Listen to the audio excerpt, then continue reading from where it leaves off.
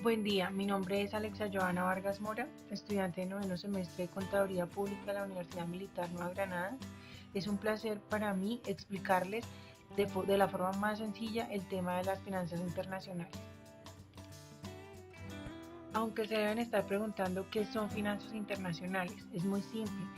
Es cuando nos referimos al dinero, al movimiento de este en cualquier transacción, es decir, por una compra, una venta o la prestación de algún servicio.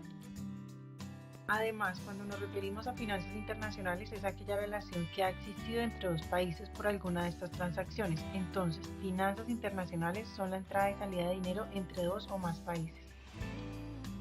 Existe un registro de todas estas transacciones monetarias que se producen entre varios países. Este tiene el nombre de balanza de pagos, la cual sirve para identificar los desequilibrios entre los ingresos y salidas de dinero. Por ejemplo, si se compra más de lo que se vende, quiere decir que hay un déficit en la balanza de pagos.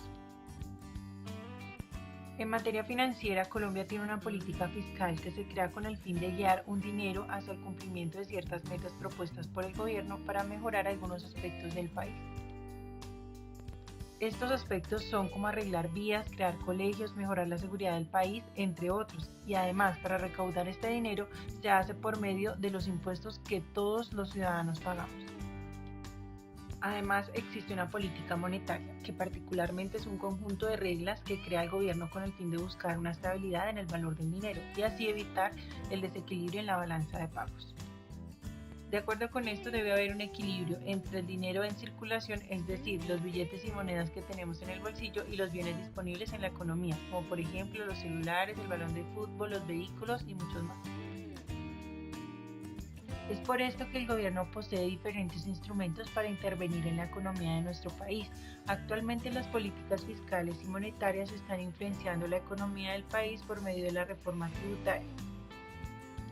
Por ejemplo, la política monetaria a través de la emisión de dinero puede generar efectos sobre la inflación y las tasas de interés, y en cuanto a la política fiscal, a través del gasto público e impuestos puede generar efectos sobre la productividad de las empresas y finalmente sobre el crecimiento económico.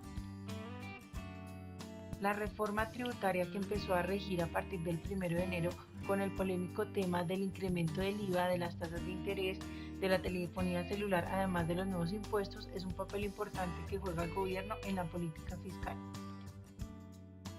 Cabe aclarar que con la reforma tributaria los gastos del hogar se incrementan. Ahora, el presupuesto para el mercado a comparación del año 2016 no será igual, puesto que la canasta familiar, es decir, el arroz, el azúcar y los huevos, costará mucho más. Es necesario comprender que la reforma tributaria mueve globalmente la economía del país, pero ¿por qué es tan importante? Lo que pasa es que los ingresos que generaba el Estado no eran suficientes para equilibrar el gasto público, por lo tanto, la decisión del incremento fiscal en la nación. Ahora, si hablamos de tasas de interés, nos referimos a un porcentaje en dinero que se paga por el uso de un préstamo. Por ejemplo, las tarjetas de crédito son un préstamo bancario que por su uso se debe pagar un porcentaje de interés. Pregúntale a tus padres cuál es la tasa de interés que pagan por su tarjeta de crédito. Estas tasas de interés son proporcionadas por el Banco de la República y son una herramienta para afectar la cantidad de dinero que circula en el país. Esta entidad también modifica la tasa para los préstamos bancarios, al igual que el precio de cualquier producto. Cuando hay más dinero, la tasa es baja y cuando hay escasez, sube. Así como las cosas tienen valor, las monedas de los países también lo tienen. En nuestro país el peso colombiano ha perdido su valor referente al dólar y una de sus razones es la caída del precio del petróleo, siendo este un ingreso muy importante en nuestra economía. Por lo tanto, la importancia y la necesidad de implementar una reforma tributaria. Muchachos, muchas gracias por su atención. Espero que les sea útil toda esta información. ¡Feliz día! Created using Powtoon.